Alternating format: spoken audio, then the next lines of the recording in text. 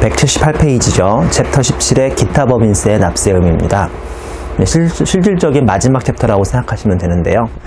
17.1의 비영리법인의 납세 의무죠. 1점의 비영리법인의 정의.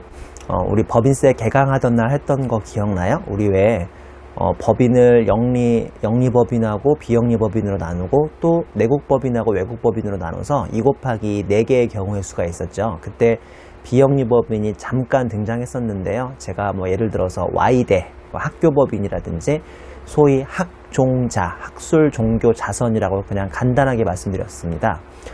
최근에는 비영리법인의 세금 문제가 많이 대두가 되면서 실무에서는 갈수록 비영리법인이 중요해지고 있거든요. 물론 수업 목적으로도 비영리법인이라는 것 자체가 중요성은 좀 어느 정도 낮은 편인데 최근에는 중요성이 조금씩 올라가고 있으니까 중요한 포인트 위주로 간단하게 정리를 하셔야겠습니다. 표에 보면 양가로 1번에 비영리 내국법인, 양가로 2번은 비영리 외국법인이고요. 내국법인을 보면 동그라미 1번 민법 32조에 따라서 학종자, 학술종교자선 등의 영리 이외의 사업을 목적으로 설립된 법인을 일단은 비영리법인이라고 하고요. 동그라미 2번은 사립학교법이나 그 밖의 특별법에 따라 설립된 법인, 가로 열고 새마을금고 등과 같은 조합법인이 아닌 법인으로서 주주 등에게 이익을 배당할 수 있는 법인은 제외라고 되어 있습니다. 그리고 동그라미 3번에 국세기본법에 따라 법인으로 보는 법인격 없는 단체, 이거는 국세기본법이라는 별도의 그 강론에서 후술해 드리고요. 오른쪽 서류의 대표적인 게 각종 학교법인입니다. 그리고 양가로 2번은 비영리 외국법인인데 현실적으로 주변에서 비영리 외국법인을 찾기는 쉽지 않아요. 그냥 이 딱 가운데 세로에 있는 것 정도나 현실에서 볼 수 있는데 외국법인 중 외국의 정부, 지자체, 비영리 법인입니다.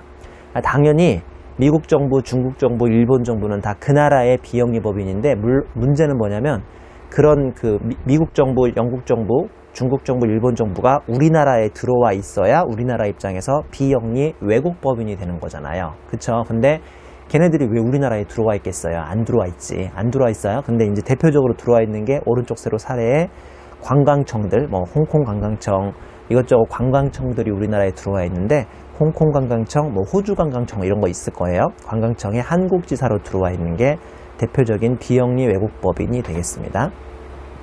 이점으로 내려오면 비영리 내국법인이든 비영리 외국법인이든 아무튼 비영리 법인의 납세 의무를 모아놓은 건데요. 가운데 세로 각사합류도 소득금액, 그 다음에 가운데 세로의 청산소득, 그 다음에 오른쪽 세로의 토지 등 양도소득인데 요건 말씀드린 것처럼 법인세 개강하던 첫날 배웠죠. 동그라미 1번 납부 의무가 각소는 있고요. 청산소득은 없고 토지 등 양도소득은 있습니다. 비고에 보시면 근데 각소 중에서는 수익사업소득만 과세를 하고 있고요. 청산소득은 유사한 목적의 비영리 단체 또는 국가가 승계함으로 청산소득이 없음. 무슨 말씀인지 아시겠죠? 비영리법인이 망하면 비영리법인 망한 거에 대해서 남은 청산소득을 과세하느냐 안 하고 유사한 목적의 비영리 단체에 남은 걸 그냥 싹 다 이관시켜 버리거나 아니면 국가가 싹 다 남아있는 걸 승계하기 때문에 별도의 청산소득은 없다는 거고요. 그 다음에 토지 등 양도소득은 이거 자체가 법인이 토지 같은 거, 물론 모든 토지는 아니고요. 비사업용 토지라든지 그 투기 목적의 주택이라든지 이런 경우만 가능한데 그 제도 취지 자체가 이중과세이기 때문에 토지 등 양도소득은 누가 나든 이중과세 위에서 무조건 과세가 되고 있습니다. 다 개강하던 날 얘기했어요.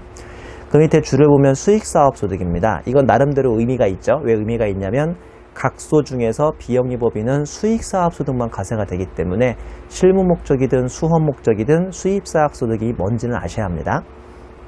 보면 가운데 세로의 내용, 오른쪽 세로의 비고의 비수익사업이 있습니다. 그러니까 무슨 말씀이냐면 가운데 세로는 비영리법인이 요러한 것들을 하면 과세가 된다는 거고 오른쪽 세로는 그와 유사한 것이지만 요런 거라면 과세가 안 된다. 비수익사업이니까 과세가 안 된다 그 뜻인데 지금까지 수헌 목적으로 비수익사업, 즉 오른쪽 세로를 가지고 개념을 물어보는 문제들이 몇 개 있었죠.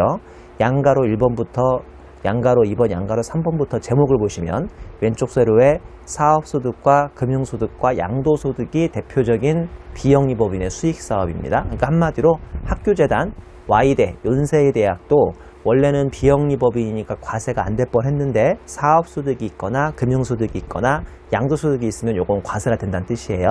가운데 세로부터 보겠습니다. 사업소득 대표적인 게 제조업, 건설업, 도소매업 등 단 계속적, 정기적 부정기적으로 상당 횟수에 걸쳐야 하므로 일시적 우발적인 소득은 제외한다라고 되어 있습니다. 그러니까 뭐 예를 들어서 연세재단에서 연세 우유를 제조해서 파는 것은 계속적이고요. 그다음에 정기적이고 부정기적이라고 하다 치더라도 상당 횟수에 따라서 계속적으로 하고 있으니까 이럴 때만 과세가 되는 뜻이에요. 근데 오른쪽 셀을 보시면 비수익 사업이라고 해서 비슷한 제조업, 건설업이라 하더라도 작물 재배업, 연구 개발업, 유치원과 학교 사업, 그 다음에 사회복지 사업 등은 비수익 사업으로 과세가 되지 않습니다. 뭐 조금만 더 깊이 있게 설명하자면 이 중에 연구 개발업은 계약에 따라서 아예 대가를 받으면 수익 사업이라고 되어 있습니다.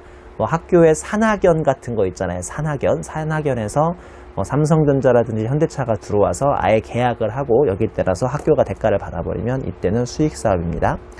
양가로 1번 금융소득, 소득세법에 따른 이자소득 및 배당소득입니다. 아무리 연세재단이 학교재단이라고 하더라도 그 안에서 학생들한테 등록금을 받아서 등록금 뭐 수백억 수천억 받은 것을 은행 계좌에 한 달이든 두 달이든 입금시켜 놓을 거 아닙니까? 그거 가지고 뭐 예를 들어서 장학생들한테 장학금도 주고 교수들이 뭐 그 월급도 주고 그럴 거 아니에요. 그러니까 그 통장에 이자나 배당 소득이 조금 난다면 얘가 아무리 비영리법인이라 하더라도 수익사업소득으로 과세를 해야 한다는 뜻인 거죠. 양가로 3번의 양도소득은 아무리 학교재단이라 하더라도 뭐 1960년대에 10억에 샀던 그 뭐 상경관 하나를 2010년에 와가지고 만약에 100억에 팔았으면 양도차익이 90억이 나니까 아무리 얘가 학술종교 자산을 목적을 한다 하더라도 요건 과세가 돼야 하는 거예요. 가운데서로 보시면 동그라미 1번 주식, 신주인수권, 출자지분의 양도수익 과세되고요. 동그라미 2번 고정자산의 처분으로 인하여 생기는 수입, 옆에 이제 동그라미 3번 부동산에 관한 권리 및 기타 자산 등의 양도로 생기는 수입, 동그라미 4번 채권증권의 매매차익 이런 것들은 과세가 돼야 됩니다. 근데 다시 앞 페이지 와서 오른쪽 서류를 좀 보세요. 이거 비수익 사업이라고 해서 과세가 안 되는 건데 내용을 보면 고유목적 사업에 직접 사용하는 고정자산으로서 해당 고정자산의 처분일 현재 3년 이상 계속하여 고유목적 사업에 직접 사용한 것이라고 되어 있는데 이게 대박이죠. 대박. 이게 대박입니다. 수험 목적으로도 중요해요. 그 연대가 상경관, 뭐 실제로 상경관이 아니라 대우관인가 있는 걸로 알고 있는데요.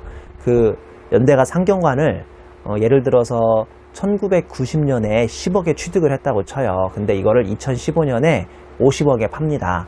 그러면 처분이익이 무려 40억이 나오죠. 이거 원래 과세를 해야 한다, 안 해야 한다? 아무리 얘가 비영리 목적이라 하더라도 이건 과세를 해야 돼요.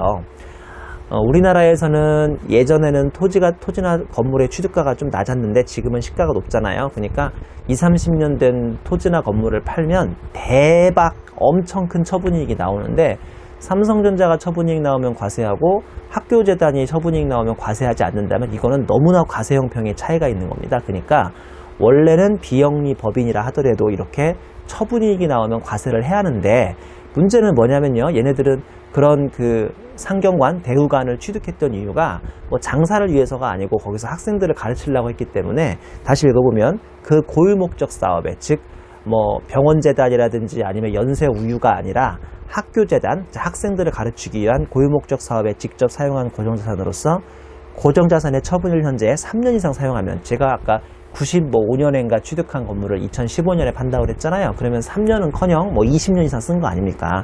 이렇게 되면 계속하여 고유목적 사업에 직접 사용했다면 정말 천만다행으로 양도소득에 대해서 비수익 사업으로 과세를 하지 않습니다. 이건 정말 대박이죠. 대박입니다. 그러니까 어떻게 보면 이 제도를 편법으로 사용할 수도 있는데 여러분 부모님이 뭐 30년, 40년 된 엄청 오래된 그리고 상당히 규모가 큰 자산을 가지고 있다고 쳐요. 토지 건물을. 이거 팔면 양도 차익 대박 나오거든요. 그러면 아버지 어머니한테 이제 조언을 해주는 거예요. 아빠 세금 내기 싫지? 그러면 아빠가 싫다고 그러겠죠. 아빠 그럼 우리 머리를 깎자. 아빠랑 머리를 밀어요. 머리를 밀고 불교에 귀의하세요. 불교에 귀의해서 죄송해요. 농담해서 종교재단을 만드시는 거예요. 종교재단을 만들어가지고 거기 그 건물에서 목탁을 치면서 한 3, 4년을 버티는 거죠. 그리고 나서 팔아버리면 이거 과세가 안 됩니다. 이건 정말 대박인데요. 이게 수호 목조로도 워낙 중요하니까 자주 나오는 문장이니까 꼭 기억을 하셔야 합니다. 근데 꽃표시를 보시죠. 꽃표시. 이 꽃표시를 보고 웃어야 할까요? 울어야 할까요? 이 경우 해당 고정자산의 유지 관리 등을 위한 관람료, 입장료 수입 등 부수 수익이 있는 경우에도 이를 고유목적 사업에 직접 사용한 고정자산으로 봄이라고 돼 있죠. 이거 웃어야 돼요. 울어야 돼요. 우리 학교에 박물관이 있대요. 박물관. 자, 박물관은 수익사업이겠어요? 수익사업이 아니겠어요? 당연히 수익사업이 아니죠. 여러분 학교 박물관 가봤어요? 참 이런 말 하기 뭐하지만 학교 박물관만큼 볼 거 없는 박물관도 없습니다. 난 정말 예전에 우리 고대에도 박물관이 학교를 특정을 찍어서 박물관 얘기하니까 좀 미안한데 뭐 고대 박물관만 설마 그러겠습니까? 뭐 어떤 대학이든 그래도 박물관이 만약에 있다면 그 박물관은 크게 많이 볼 게 없어요, 비교적. 근데 뭐 학교 역사에 대한 박물관이죠, 솔직히. 학교 뭐 설립자라든지 그런 박물관인데, 학교 박물관은 고유목적 사업에 쓰이는 건물이기 때문에 이 박물관 건물을 20-30년 만에 팔아서 양도차익이 나오더라도 과세를 안 한다고요. 3년 이상 썼으니까. 근데 문제는 뭐냐면 학생들한테 입장료를 1,000원씩 받아버린 거예요. 이게 참 완전히 닭갈비죠, 닭갈비.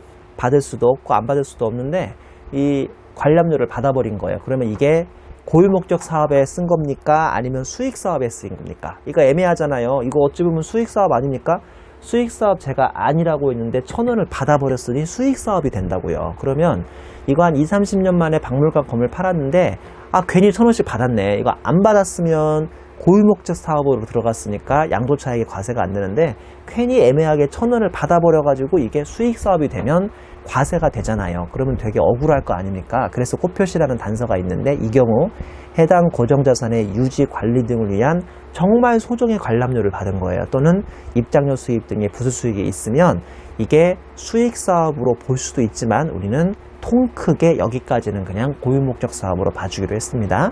부수 수익이 있는 경우에도 이를 고유목적 사업에 직접 사용한 고정자산으로 특례로 봐주기로 해서 제가 그래서 문장 끝에다가 굿을 붙여놓은 겁니다. 이 굿을 잘 기억하세요. 자, 사례 좀 보겠습니다. 학술을 목적으로 설립된 Y대가 다음과 같은 활동을 한 경우 법인세 과세 여부를 일단은 학술을 목적으로 설립됐으니까 학종자, 학술종교 자산에 해당해서 비영리 법인이겠죠. 동그라미 1번 등록금으로 인한 수입은 당연히 과세하지 않습니다. 왜냐하면 고유목적 사업이니까요. 동그라미 2번 정기예금으로 인한 수입은 수익사업입니다. 아무리 학종자라 하더라도 소득세법상 이자소득이니까요. 근데 우리 11절인가 고유목적 사업 준비금을 잠깐 배웠었어요. 그거는 이 연대법인이 이자나 배당이 있더라도 요거를 고유목적 사업에 쓰기 위해서 준비금을 설정해버리면, 그리고 향후 몇 년 동안 쓰면 되죠. 향후 몇 년 동안 5년 동안 사용하면 일단 송금 인정을 해주는 예외도 실은 있었죠. 거기다가 수익사업에다가 11절 고목사준 참조, 이거 고유목적 사업 준비금이요. 고유목적 사업 준비금을 설정하시면 요게 이제 송금 인정이 됩니다. 이거는 11절에서 배웠어요. 11절. 자, 그 다음에 동그라미 3번 Y우유 판매로 인한 수입은 이거는 계속적 반복적이기 때문에 수익사업으로 과세가 되고요. 동그라미 4번 경영관 건물 처분 양도차익이 있다면 얘는 비수익사업입니다. 왜냐하면 고유목적 사업에 3년 이상 사용을 했기 때문이고요. 동그라미 5번 박물관을 입장료를 받아버렸어요. 이 건물 양도차익이 있다면 이 건물이 아무리 3년이 넘었어도 수익사업 소득으로 과세가 될 뻔했는데 과세에 N이라고 안 된다고 돼 있죠. 왜냐하면 오른쪽 세로에 입장료 수입이 있어도 비수익사업 가로 열고 고유목적 사업에 3년 이상 사용을 했기 때문입니다. 3점의 구분격리 그렇게 중요하진 않은데요.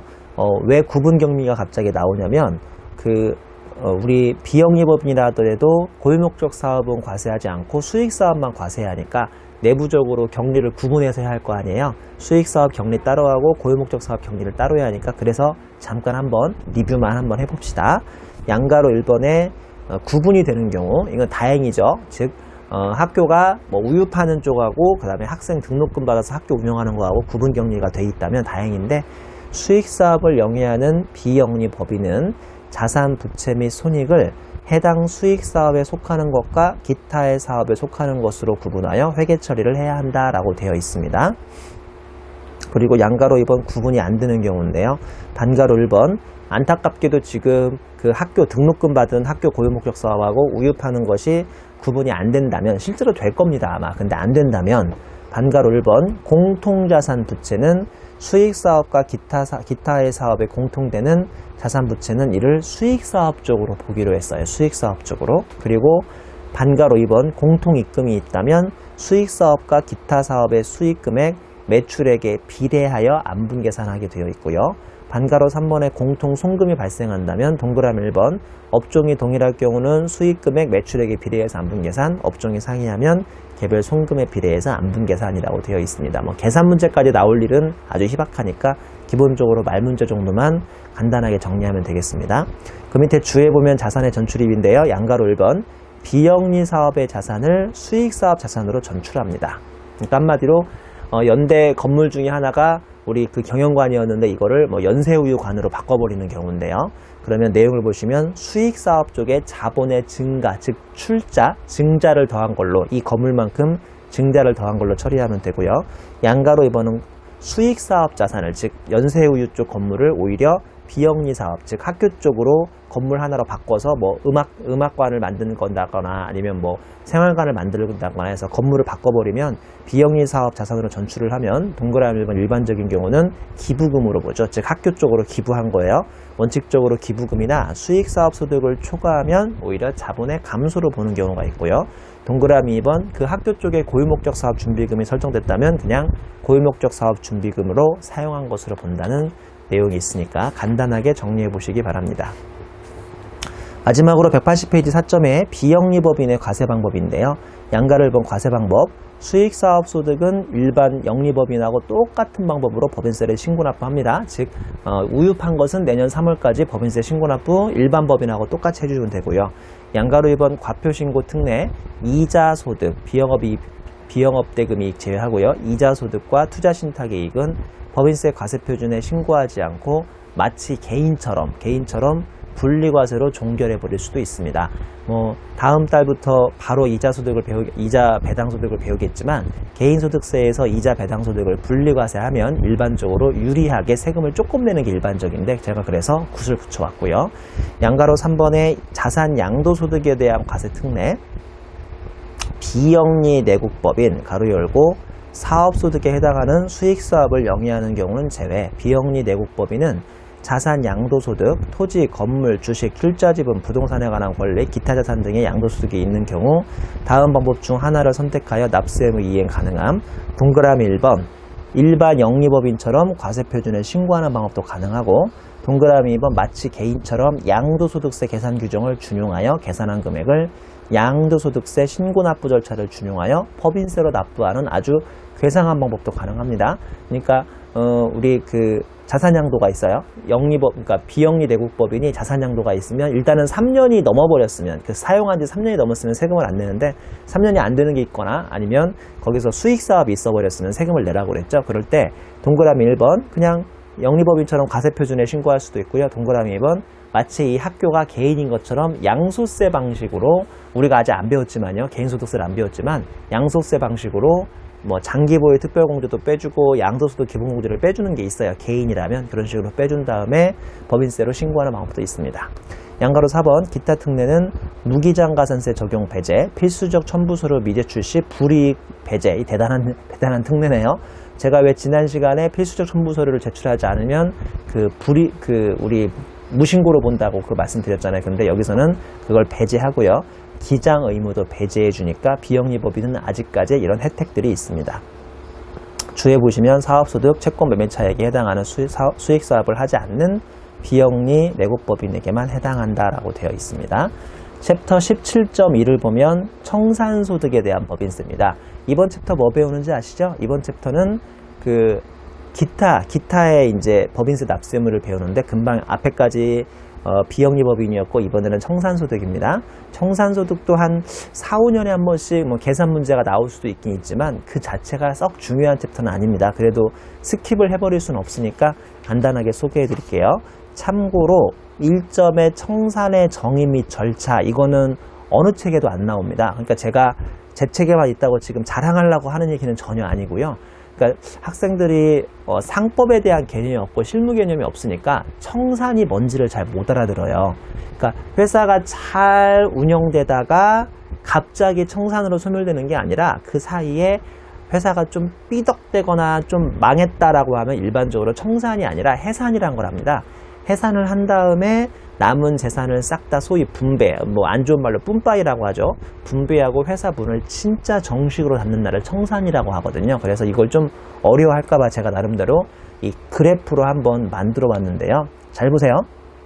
일단 지금 이 회사가 결국은 망했는데 크게 제가 세 단계로 지금 만들어 왔잖아요. 회사가 망하게 망했는데요. 크게 세 단계로 정상 영업 절차, 그 다음에 해산하는 절차, 마지막으로 청산하는 절차 세 가지를 만들어 왔죠. 간단하게.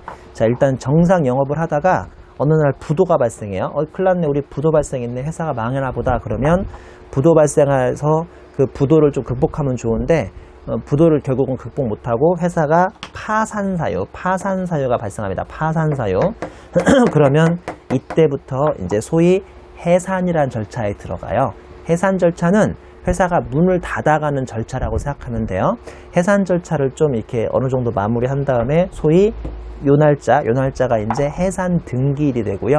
해산 등기라는 걸 하면 청산인, 기존에 있던 대표이사가 청산인 되는 경우보다는 새로운 공평한 제3자를 끌어들이는 경우가 많은데 청산인 선임을 하고요. 청산 이제 절차가 또 시작이 됩니다. 청산인 선임을 하면 청산 절차를 통해서 남아있는 자산 같은 거 있으면 토지 건물 빨리 팔아버려야 하고요. 부채, 즉 은행 차입금 같은 거 있으면 토지 건물 판 걸로 빨리 갚아버려야 돼요. 그래서 소위 빚잔치라고 합니다. 빚잔치. 회사가 망했으니까 남아있는 자산 팔아서 현금화 시켜가지고 빨리 빚 갚아버리고 그래도 만약에 조금 돈이 남는다면 남을 확률이 적어요. 왜냐하면 회사가 망했기 때문에 자산도 거의 날아갔을 것이고 해서 남을 확률이 적은데 만약에 남아있다면 그걸 소위 마지막 주주들에게 자녀재산가액이라는 걸 확정을 시켜야 합니다. 그 자녀재산가액 확정일이 여기 있고요. 그 자녀재산가액 확정일이 끝나면 드디어 이제 청산 절차가 종결돼서 청산 종결 등기라는 걸 합니다. 보면 해산 등기일까지는 여전히 A사예요. 이 삼성전자한테 이런 말 하면 기분 나쁘겠지만 회사가 해산을 시작하면 삼성전자가 사라지는 게 아니고요. 해산 등기일까지는 여전히 삼성전자고 해산 등기일부터 이제 청산에 들어가면 완전히 다른 회사 AB라는 즉 삼송전자라는 다른 회사가 생긴다고 생각하시면 되고요. 자녀재산가액을 확정시키면 그때부터 3개월 이내 회사를 완전 문 닫는 청산 종결을 시키셔야겠습니다. 양가로 1번, 다시 말씀드리지만 이 양가로 1번부터는 시험에 절대 안 나와요. 이걸 직접적으로 물어보지 않는다니까요. 제가 여러분들 이해시키려고 상법전도 찾아보고 네이버도 찾아봐가지고 그냥 설명 써온 거니까 가벼운 마음으로 읽으시면 돼요. 양가로 1번 해산, 아직까지는 A사인데요. 해산을 통하여 회사는 영업을 종료하고 실질적으로 사라지게 되고 양가로 2번 청산부터는 다른 회사, AB회사가 되사는데 해산 이후 껍데기만 남은 다른 회사인 해산한 법인의 잔무 정도만을 처리하여 재산을 정리하여 완전히 없어질 때까지 소위 다소 형식적인 절차고요. 즉 청산 과정에서 청산법인은 재산 정리를 위한 목적 범위 내에서만 권리 능력을 행사하고 가로 열고 영업 같은 건 안 하게 돼 있습니다. 즉 못하게 돼 있죠. 그 다음에 꽃표시 보시면 자녀재산가의 확정일은 해산 등기일 현재 남은 자산 등의 환가처분, 즉 토지 건물 파세요. 그리고 환가 시키시라고요. 돈으로 만들어 놓으시고 매출 채권도 빨리 추심하세요. 즉 받을 돈이 있으면 빨리빨리 거래소에서 돈 받으세요. 받기 아마 힘들 거예요. 매출채권 등의 추심을 완료한 날 등을 의미한다라고 되어 있습니다. 그 다음에 꽃표시 보시면 옆 페이지 꽃표시 2번 보시면 해산 등기일을 기준으로, 즉 이날 해산 등기일이 여기 있죠. 이날을 기준으로 그 전까지가 한기, 그 다음에 해산 등기일부터 자녀재산가의 확정일까지가 또 다른 한기로 되는 것이 상법의 절차고요. 꽃표시 3번 청산 과정에서 발생하는 소득을 청산소득이라고 함. 가로 열고 물가 상승 등으로 인한 미실현 이익을 재산을 환가하는 마지막 과정에서 실현된 소득, 즉 우리 회사가 지금 망했는데, 한마디로 망했는데 토지 건물이 장부가액으로 100억 잡혀있던 것을 이제 파셔야 할 거 아닙니까? 파셔서 빨리 그 대변에 있는 부채, 빚을 갚아야 하니까 이게 장부가액은 100억인데 파니까 500억 나오더라 이거죠. 그러면 이게 바로 그 미실현 이익으로 재산을 환가하는 마지막 과정에서 실현된 소득이 있을 겁니다. 요 청산소득은 자녀재산가의 확정일에 속하는 달에 말일부터 3개월 이내 신고 납부해야 합니다. 우리는 지금 17.2에 이 청산소득을 배우고 있는 겁니다. 주에 보시면 청산소득이 비과세되는 조직 변경의 사유예요. 요거는 말문제로 나올 수 있어요. 자, 이런 것들은 청산소득이 과세되는 망한 사유가 아니고 청산소득이 과세되지 않는 단순한 조직 변경 사유입니다. 즉 이런 사유는 지금 회사가 망한 거예요, 존속하고 있는 거예요. 존속하고 있으니까 당연히 청산소득을 과세당하진 않아요. 동그라미 1번 상법 규정에 의해서 단순히 조직만 변경하는 경우 이거 망한 거 아닙니다. 동그라미 2번 특별법에 따라 설립된 법인이 그 특별법의 개정이나 폐지로 인하여 상법에 따른 회사로 조직 변경하는 경우. 동그라미 3번 변호사법에 의해서 법무법인이 법무법인 즉 유한회사로 조직 변경하는 경우와 관세법에 따라서 관세법인이 관세법인으로 조직 변경하는 경우도 이게 청산수도 가세 안 돼요. 즉 망한 거 아니라고요. 4번에 변리사법에 의해서 특허법인이 특허법인 유한으로 조직 변경하는 경우. 5번에 협동조합 기본법에 따라서 협동조합으로 조직 변경하는 경우는 전혀 청산소득을 낼 필요 없습니다. 청산한 게 아니니까요. 이점 보시면 청산소득 관련 규정이라고 해서 과세표준, 회사 종결하면 자녀재산가액 빼기 자기자본 총액, 반가로 이번 회사가 계속 하더라도 자녀재산의 분배액 빼기 자기자본 총액이니까 두 개의 공식은 뭐 거의 대동소이하다고 생각하면 되고요. 이 박스는 뒤에서 사례로 한번 풀어볼 테니까 뭐 조금만 참으시면 되겠습니다. 그 다음에 양가로 2번 세율, 일반적인 법인세라고 똑같아요. 뭐 2억까지 10%, 200억까지 20% 똑같고요. 양가로 3번의 신고납부 보시면 반가로 1번 확정신고납부, 자녀재산가의 확정일, 해산등기일이 아닙니다. 제가 해산등기일은 여기라고 그랬고 자녀재산가의 확정일은 여기라고 그랬죠. 요날 또는 계속등기일이 속하는 달의 말일부터 3개월 이내, 또는 계속등기일이라고 했는데 이건 현실적으로 아주 현실적인 가능성이 떨어지죠. 그러니까 회사가 망해서 해산 절차하고 청산 절차 하다가 극적으로 계속등기로 살아날 수도 있는데, 이렇다면 만약에 자녀재산가의 확정일 또는 계속등기에 속하는 달의 말일부터 3개월 이내에 우리 청산소득에 대해서 신고납부 하셔야 하고요. 화살표 보시면 청산소득이 없거나 결승금이 있을 때도 납부는 하지 않더라도 신고는 해야 합니다. 반가로 1번의 중간신고납부, 마치 중간연합처럼 이런 제도가 있는데 아래에 해당하는 경우에는 다음의 날이 속하는 달의 말일부터 1개월 이내에 중간신고라고 되어 있죠. 동그라미 1번 자녀재산가의 확정 전에 그 일부를 주주등에게 분배한 경우는 분배한 날, 동그라미 2번 해산등기일부터 1년까지 자녀재산가의 확정이 안 된 경우는 1년 되는 날까지는 중간신고 납부하고요. 양가로 4번의 기타 규정이죠. 납세 의무, 해산이나 합병분할로 소멸하는 영리내국법인만 청산소득에 대해 납세 의무가 있으니까 비영리법인, 아까 배운 것처럼 비영리법인하고 외국법인은 아예 납세 의무가 없고요. 동그라미 2번 상법에 의한 단순한 조직 변경도 납세 의무가 없습니다. 반가로 2번 결정 및 경정인데요. 각소에 대한 규정 그대로 준용하면 되고, 반가로 3번의 징수, 청산소득에 대한 법인세의 전부 일부를 납부하지 않은 경우 세무서장은 미납세에게 납부기한 지난 일로부터 2개월 이내 징수합니다. 가산금, 청산소득에 대해서는 가산금하고 중가산금은 적용하지 않습니다. 앞 페이지에 있던 주 1번, 주 2번의 자녀재산가액 빼기 자기자본 총액이죠. 자, 이거는 과거에도 계산 문제 나온 적 있고요. 말씀드린 것처럼 몇 년에 한 번씩 나올 수 있으니까 간단하게 한번 짚고 넘어가도록 하겠습니다. 청산소득 공식이에요.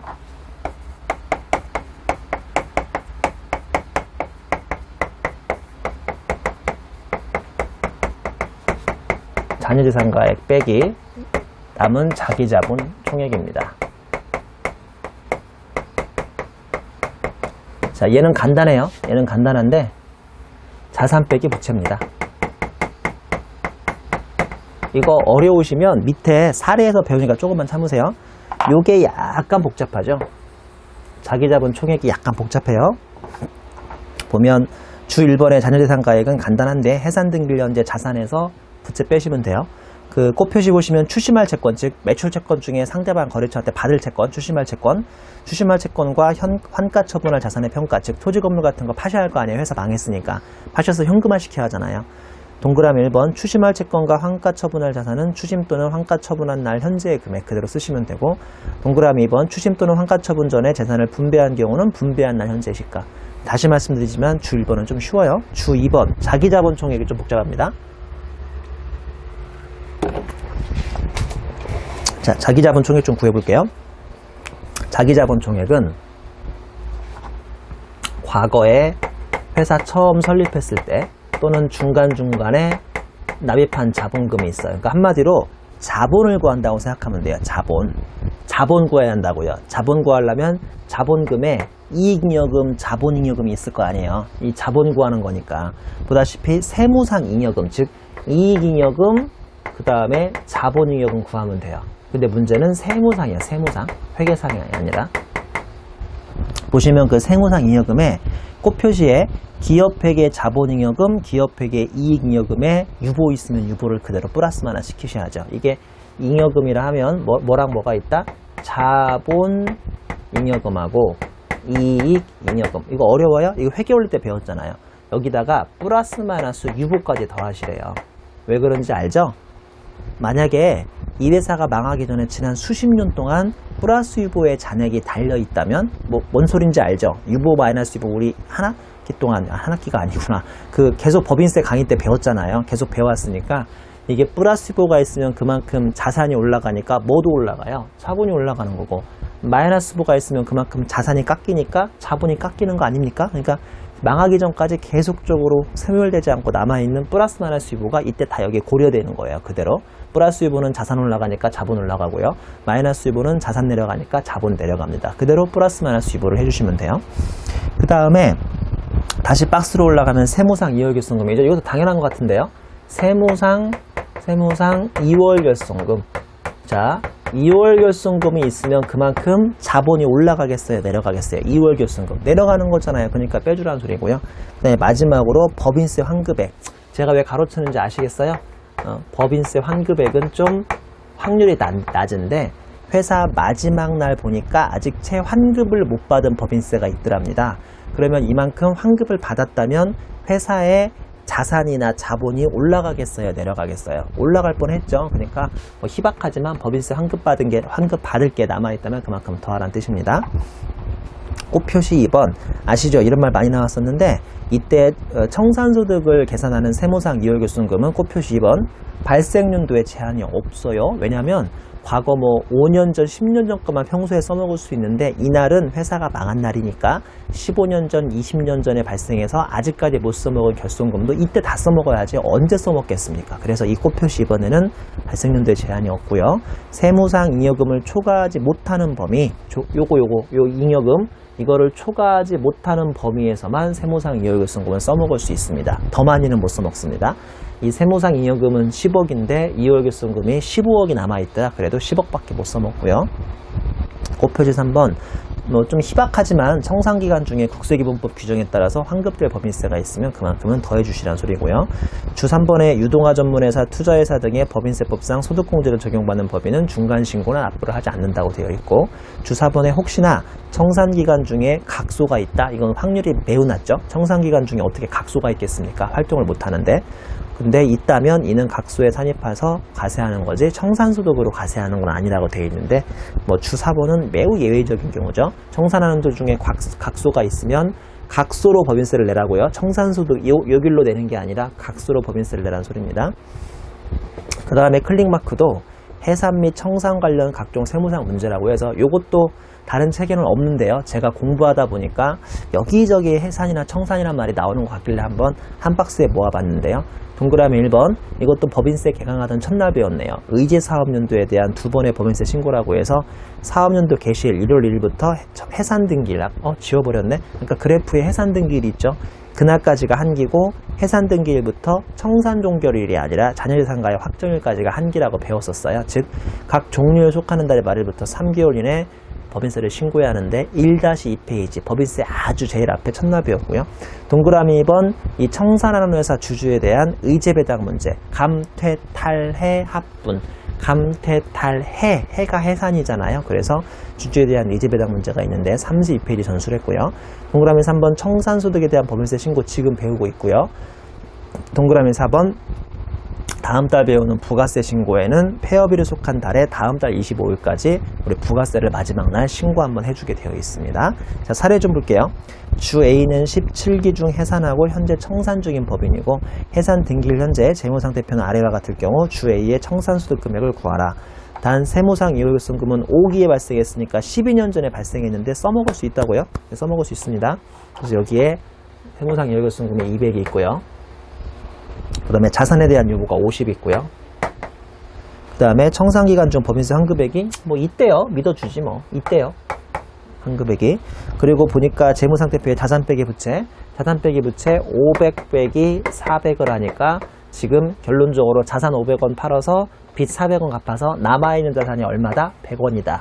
카 아니고요. 카 아니고 보다시피 자산의 환가액 즉 자산 500원짜리 장부가인 줄 알았더니 팔았더니 700원 나오더래요. 그러니까 한마디로 700원에 빨리 팔아가지고 400원 빚 갚고 나면 자녀재산가액이 300원이 되겠죠. 즉 300원으로 주주들한테 자기 자본으로 주주들한테 분배해줘요. 빨리 주주들한테 마지막 날 망한 날 분배해줘야 할 거 아니에요. 무슨 말인지 알죠? 망한 날 주주들한테 분배해줘요. 분배해주고 나서 남은 소득이 회사 망한 날 마지막 소득입니다. 현실적으로 주주들한테 원래 받았던 자본금 싹 다 분배해주면 남는 청산소득이 있겠어요? 없겠어요? 아니, 없대니까요. 없으니까 망했겠죠, 회사가. 이렇게 청산소득이 플러스로 나올 만큼 회사가 여유 있으면 왜 청산을 했겠습니까? 현실적으로 청산소득은 0이에요, 0. 오히려 마이너스일 겁니다. 자, 우리 재무제표를 보니까 자본금이 60이네요. 맞죠? 그 다음에 주발초가 10이고요. 주발초는 자본잉여금이네. 그 다음에 이익잉여금이 30이에요. 그러면 세무상잉여금이 90이에요. 90. 이거 더하면. 그러니까 세무상 이월결손금도 안타깝지만 90까지밖에 못 써먹어요. 아까 배웠잖아요. 90밖에 못 써먹어요. 그럼 이거 지우고 이거 지우니까 본론적으로 60 더하기 20이 돼서 80이 되는군요.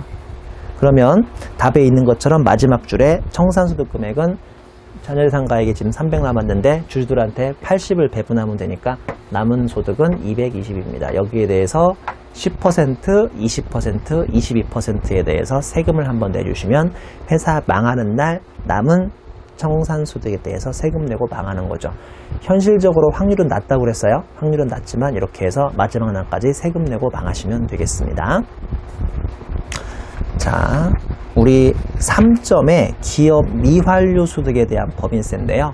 2015년에 처음으로 신설된 제도입니다. 처음 신설된 제도예요. 1차 시험에서까지 계산 문제로 나올 확률은 대단히 낮은 편입니다. 대단히 낮은 편이고요. 원칙적으로 2015년하고 16년 정도만 있고 사라질 그 한시적인 규정인데요. 실제로 사라질지는 또 16년 이후가 되어봐야 알 수 있고요. 2015년은 이게 개정된 첫 해여서 1차 시험이나 2차 시험에서 본격적으로 많이 못 따랐다 하더라도 16년 시험에서는 최악의 경우 1차 시험에서도 계산 문제가 나올 수도 있으니까 기본적으로는 보셔야겠네요. 실제로 15년에 이게 개정세법 중에 법인세에서 꽤 뉴스라든지 신문지상에서도 많이 언급돼가지고 우리 2월달 시험, 원래 회계사 시험은 1월달에 세법이 개정되자마자 바로 한 달 후에 시험을 보기 때문에 개정세법이 아주 많이 나오는 편은 아닌데요.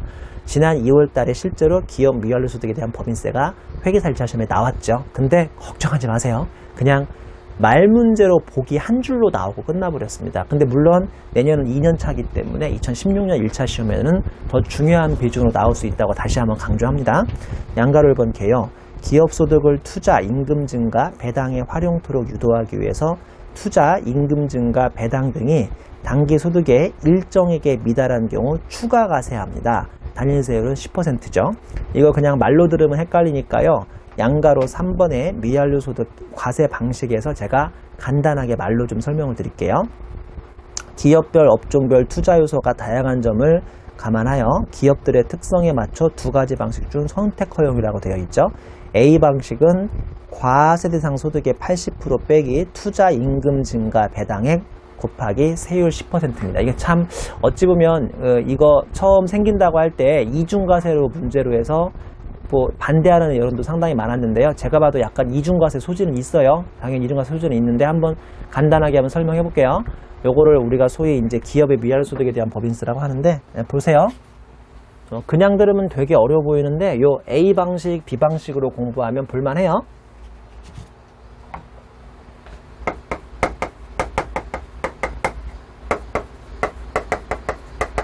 이거 이중과세 논란이 있다니까요. 과세대상 소득이 100억이라고 쳐요. 삼성전자가 1년 동안 한마디로 소득이 100억이에요. 100억.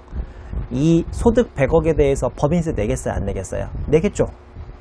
내잖아요. 이거 100억 벌었으면 이게 과세대상 소득이 뭔지 모르겠는데 아무튼 100억 벌었으니까 세금 내잖아요. 근데 국세청의 입장은 이거예요. 국가 입장은 요새 경기가 좀 어렵대잖아요. 그러니까 삼성전자야, 너 같은 대기업이 100억을 벌었으면 세금만 내지 말고 요거를 회사 내부에 가만히 가지고 있으면 돈이 돌지 않으니까 돈을 좀 돌게 좀 해주면 안 되겠니? 그러니까 이 제도의 취지예요. 그러니까 100억을 벌었으면 100억을 가지고 회사 돈을 돌리래요. 어떻게 돌려야죠? 세 가지로 투자로 돌려요. 투자. 즉 회사에서 막 기계 같은 걸 투자해요. 그러면 회사 돈 100억 중에 일부가 밖으로 나갈 거 아닙니까? 기계 만드는 회사에 나가잖아요. 즉 돈을 돌려야 한다는 소리예요. 회사 내부의 유보로만 쌓아놓지 말고 돈을 돌리라고요. 투자로 돌리고요. 그 다음에 임금 증가. 너네 100억 가세대상 소득 벌었으면 가만히 갖고 있지 말고 좀 월급 좀 주래요. 직원들한테. 근데 임금이 아니라 임금 증가분이요. 증가분. 전기 대비 증가분. 그 다음에 또 배당도 좀 하래요. 주주들한테 막 배당 좀 하래요. 예를 들어 볼까요? 삼성전자가 지금 100억의 소득이 있어요. 근데 그 중에서 기계장치 시설 투자에 한 20억 정도 투자했어요. 그리고 임금은 작년에는 200억이었는데 올해는 210억으로 10억을 더 증가시켰어요. 증가. 임금 총액을 쓰는 거 아닙니다. 증가된 거 전기에 비해서. 그리고 배당으로 또한 30억 정도 주주들한테 풀었어요. 그럼 국가가 너네 회사가 100억 번 거 중에서 적어도 한 몇 %를 밖으로 풀립니까? 80%. 이건 그냥 국가 지들이 정한 비율이에요. 80%. 80%는 지들이 정한 비율이라고요. 너 100억 벌었으면 80%만큼 외부에 풀어야 하는데 너 실제로 얼마 풀었니? 투자로 20억 풀었고 임금 210억이지만 전기 대비 증가분이 10억이고 증가분. 그리고 주주들한테 배당 준 거는 30억이니까 야, 이 나쁜 놈아. 너는 내가 지금 요구하는 80억에 비해서 60억밖에 못 풀었으니까 얼마를 덜 풀었느냐? 20억을 덜 풀었지? 이 20억. 이 20억에 국가가 요구하는 것만큼 덜 푼 금액을 미환류라고 부릅니다. 미환류. 그러니까 60억만큼은 환류시켰는데 80억 시켰어야 하는데 20억 못 시켰잖아요. 환류가 뭔지 알죠? 기업 밖으로 돈 보내라고요. 좀 일자리도 만들고 그 다음에 투자 좀 하고 그 다음에 배당도 줘가지고 돈 좀 돌리라는 소리예요. 환류. 안 된 금액이 20억 있으니까 거기에 10%만큼, 이게 세율은 단인세율입니다. 단인세율 10%만큼, 즉 2억만큼 과세가 되는 게 이 규정의 취지죠. 이해하셨어요? 그러니까 이게 그래서 기업들이 싫어할만 하죠. 왜 저는 그 기업들이 싫어할만 하다고 생각하냐면 이게 이중과세라니까. 이중과세. 그러니까 아까 말씀드린 것처럼 미완료 소득을 계산하기 전에 과세대상 소득이 있었잖아요. 이 과세대상 소득 자체가 이미 세금을 내는 소득이 되니까요. 근데 여기에 대해서 또 세금을 내야 하니까 전형적인 이중과세예요. 그러니까 이게 처음에 시행될 때 반대가 많았습니다. 반대가 많았고요. 그래서 2015년, 16년 정도 한시적으로만 만든 규정이에요. 빨리빨리 경제 회복될 때까지만. 근데 몰라요. 이게 연장될 수도 있고 하는 거니까 17년 이후 얘기라 지금 수험생들이 굳이 연장될지까지는 알 필요 없는데요. 근데 B 방식도 있어요. 둘 중에 하나 선택하면 돼요. B 방식은 뭐냐면 100억에 보다시피 얘는 30%를 때립니다. 그러니까 얘는 80억이나 환류시켜야 하는데 얘는 30억만 환류시키면 돼요. 그러니까 회사 입장에서는 B 방식이 유리할까요? 아니죠. 빼주는 게 다르잖아요. 빼주는 게 투자를 없애버리고 얘는 임금하고 얘는 투자를 없애버리고 임금 증가하고 배당액. 이해하셨죠? 그러니까 80%만큼 환류시킬 필요 없이 30%만 환류시키면 돼 라고 해서 B가 언제나 유리한 건 아니라고요. 투자 부분이 빠져버리고 임금 증가하고 배당액이 여기에 내려오니까 이것도 구해봐야 돼요. 어떤 게 유리할지. 이렇게 하면 30억을 환류시켜야 하는데 아무리 투자가 빠졌지만 우리 회사는 임금이 10억이요 배당이 30억이니까 이렇게 하면 30억만 환류하면 되는데 40억을 환류시켰으니 이거는 10% 곱할 필요 없이 미완료 소득에 대해서 세금을 낼 필요가 있어요? 없어요? 없네요. 그럼 이 회사는 A가 유리해요? B가 유리해요? B가 유리하잖아요. 이해하셨죠? 그러니까 시험 목적에 1차 수업 목적에는 아주 복잡하게 시험에 계산 문제가 나올 확률은 좀 낮고요. 그냥 A 방식하고 B 방식이 어떻게 계산되는지 정도만 아시면 수업 목적으로 1차에서는 충분하지 않나 싶습니다. 동그라미 2번에 2015년 소득에 대해서 2016년 법인세 신고 시 이 두 가지, 그러니까 내년 3월 31일자 15년 거 16년 3월에 신고하니까 그때 법인세 신고 시 두 방식 중 선택하라 라고 되어 있습니다. 그 다음 땡마크의 최초 선택 시 3년간은 동일한 방식을 적용하라고 되어 있고요. 그 다음 땡마크의 과세 방식 무신고 시 최초 연도 미완료 소득이 적게 산정되거나 초과 완료액이 많게 상승되는 방식을 적용한다. 즉, 둘 중에 뭐를 할지 신고하지 않으면요. 첫 해에, 즉 15년 첫 해에 둘 중에 작은 방식으로 한번 해주겠다는 소리고요. 자, 우리 양가로 2번으로 올라갑니다. 양가로 2번이 중요하거든요. 보시다시피 적용 대상 기업을 보면요. 각 사업연도 종료일 현재 자기자본 500억을 초과하는 큰 기업만 가로 열고 중소기업은 자기자본 500억 초과하지도 않겠지만 만약에 초과한다 하더라도 이 미완료 소득에 대한 억울한 이중과세는 적용하지 않기로 했어요. 그리고 동그라미 2번에 각 사업연도 종료일 현재 상호 출자 제한 기업 집단 소속 기업에 대해서만 이걸 적용합니다. 이것도 스토리를 잘 기억하세요. 이 자체가 이중과세라는 문제가 있다 보니까 우리나라 50만 법인사업자 모두에게 이렇게 오버할 필요는 없는 거고요. 동그라미 1번 자기자본 500억 초과기업 가로 열고 중소기업은 제외, 그 다음에 각 사업연도 종료일 현재 상호 출자 제한 기업 집단 소속 기업에 대해서만 미완료소득 법인세가 있다는 것도 같이 기억해 주시면 좋겠습니다. 자, 그 밑에 양가로 4번부터는 또 잠깐 끊었다가 계속 강의하겠습니다.